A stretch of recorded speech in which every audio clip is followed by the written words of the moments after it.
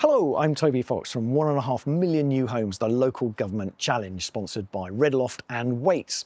We're investigating the role of local councils in the government's national ambition to deliver 1.5 million new homes. In this episode, I'm talking to Caroline Harper, who's the Deputy Managing Director of BFirst, the council's wholly owned development company, about what makes Barking and Dagenham so special. So Caroline, here we are in the historic heart of Barking. Tell us what's so special about the London Borough of Barking and Dagenham?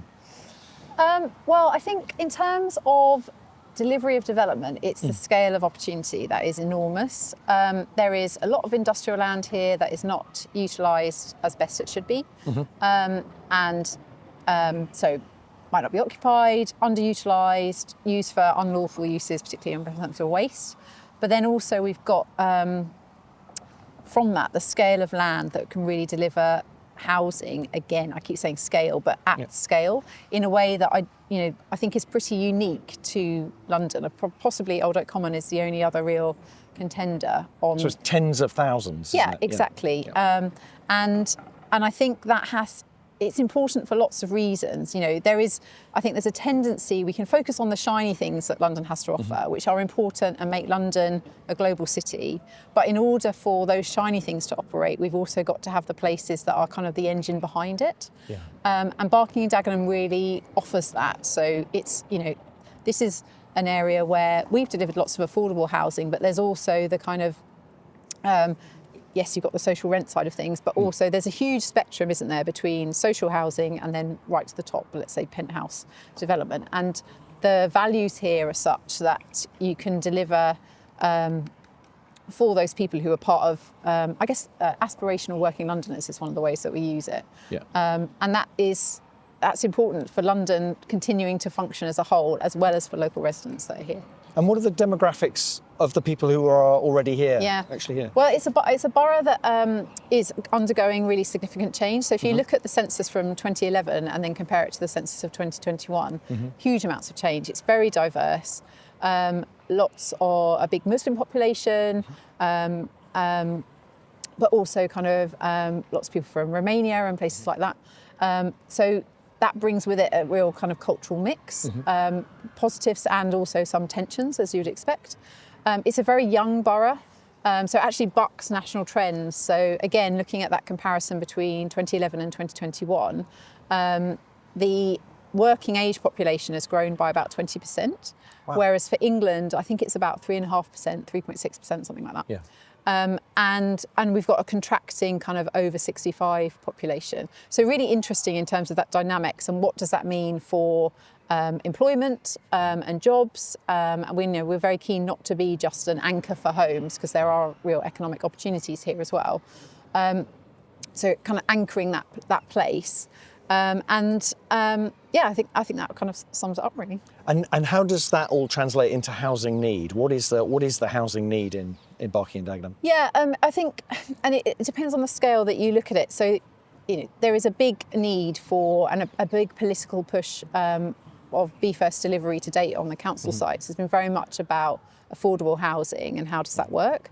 How does that work through in terms of delivery? So making sure that it's affordable for local residents. It's one of the reasons that the council, having delivered on that on homes, it's one of the reasons that the council has a relatively small temporary accommodation budget spend. And then also it's really sort of still got a housing waiting list, but it's helped to manage that. Yeah. But then there's also the kind of London need, if you like. Yeah. So we have to factor that in, and we're very keen, particularly in the kind of BFirst phase 2 of how do we build on our legacy to date to help improve land values across the borough, and with that having mixed communities. So, at the moment, this is probably the most affordable borough in London. And that has its pros and cons, but we don't want to be the most affordable borough, and therefore this is a concentration of people who are quite poor, who don't have lots of money. Can't afford to live somewhere else. That is not sustainable. Yeah. And it also doesn't help with actually getting things viable and so on and so forth. So we need to bring forward a mix. So housing needs to, it's got, it's got to deliver on housing needs here, but it's also got to deliver on housing needs for London with the express of bringing forward those mixed communities, because that's how you get sustainability of place, etc. Yeah. And this is all about housing. We're not really talking about jobs. You're talking about creating housing for people who work elsewhere to look after the rest of London. But there are economic drivers here as well. What are the main kind of economic drivers? Absolutely. Well, there's huge amounts of opportunity. So the Borough is, I think, the only place in the UK where we've got 2 existing railheads which have cross-channel train connectivity. And Legal and General own a site around Box Lane, and they are working on bringing forward a new rail freight terminal there. We're expecting that to be operational kind of later in the 20s. So, that's happening. One of our jobs, and we're working with partners like the Thames Estuary Growth Board, is how do we harness the regeneration benefits from that, given that Box Lane is right next to, we call it Castle Green, which is a big strategic industrial area, not utilised as you would expect for a 21st century London. So how do we bring in the logistics, the industrial floor space that is fitting for London in the 21st century, and with it the kind of quality jobs that meet needs of people living here but also elsewhere in London, and help with that kind of London's function as a global city. And then we've also got, because we've got so much industrial land, there are other quite significant pockets of that again need redeveloping. And there are, we have Thames Freeport and that's where the Ford, Thames Freeport covers the Ford's site.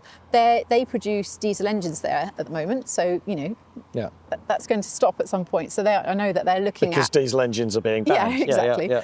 So if you go on that site ever, I mean, it's incredible. It's enormous, absolutely enormous. And it's how does Thames Freeport and Ford utilise the kind of benefits that come in with being a free port to anchor again industrial.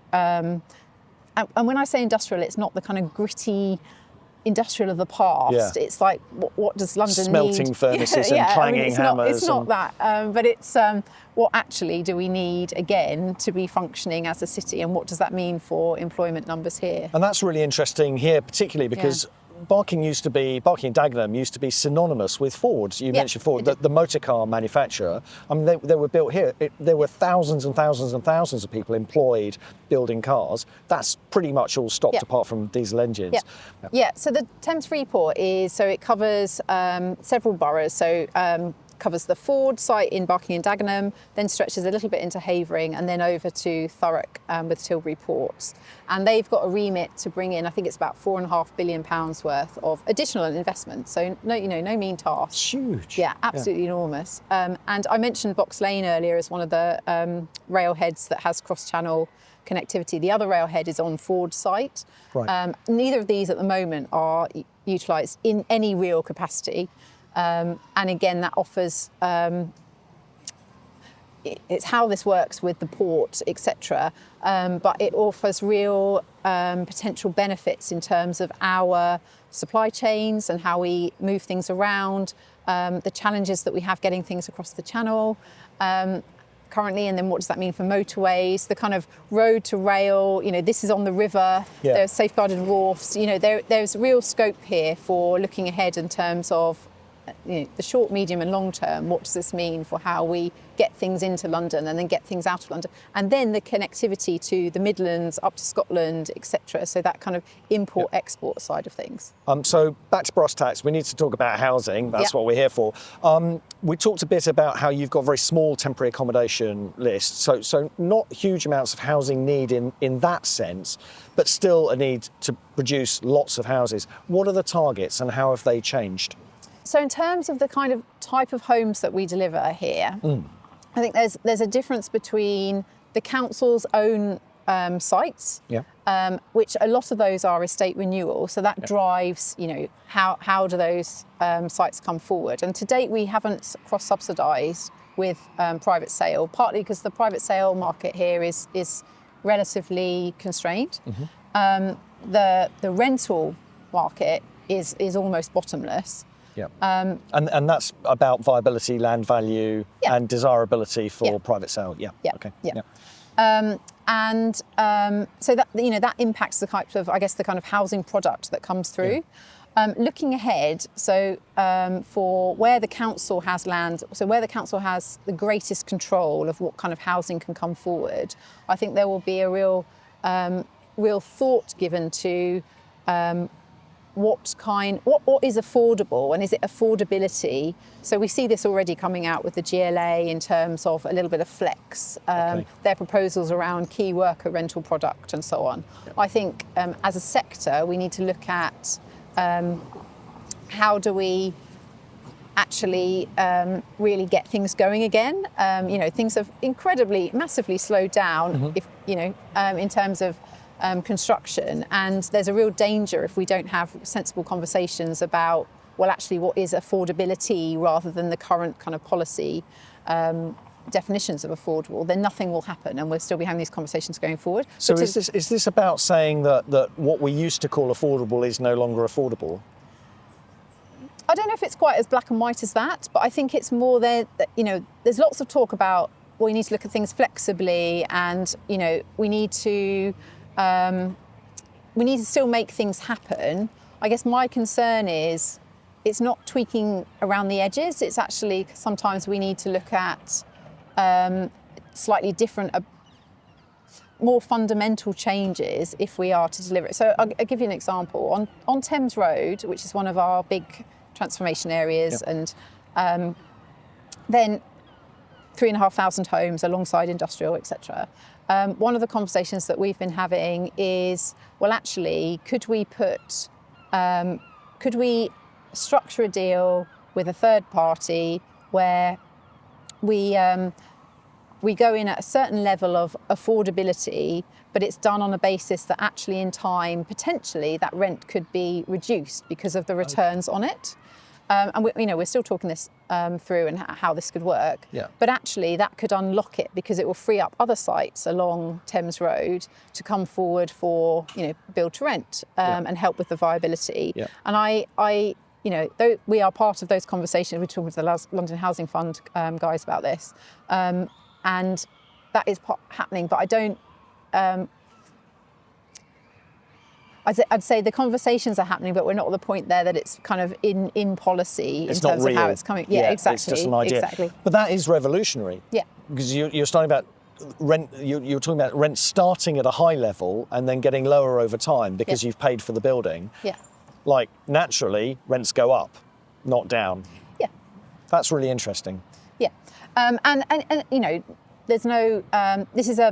This is a work in progress rather than a commitment, and it might be that actually the returns on a building are better put into developing another site and coming forward. But you need to have those kind of conversations and to work it through, and keeping in mind the public sector can't drive all of this. We're all in a world where there is limited public purse, council, GLA, central government. So therefore we need to make things attractive to that private sector investment, and I that is potentially attractive to them. So Is it fair to say that the targets set by the London Mayor that come out of the targets that are set by government for building new homes on an annual basis are irrelevant here because you always over-deliver, or have you got targets which you're striving to reach? No, we do. I mean, we have policy targets in the local plan, and then I think our housing on the new figures that have come out, Barking and Dagenham's housing targets by that metric have actually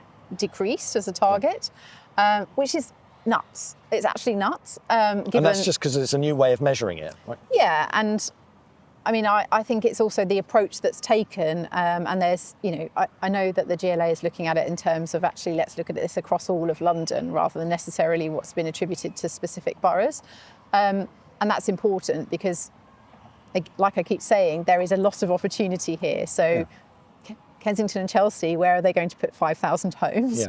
Yeah. We can easily accommodate 5,000 homes subject to overcoming other barriers. Yeah. I can see why housing targets are important, but fundamentally we are a pro-growth borough and we want homes that people can live in. So we need to deliver on that. So that's not going away. So that wraps up another episode of 1.5 million new homes, the local government challenge, sponsored by Redloft and Waits. We're going to be back in a few days with another episode, and we look forward to seeing you then. In the meantime, if you like what you've seen, please do click like or subscribe. It really helps us. Thank you very much for watching.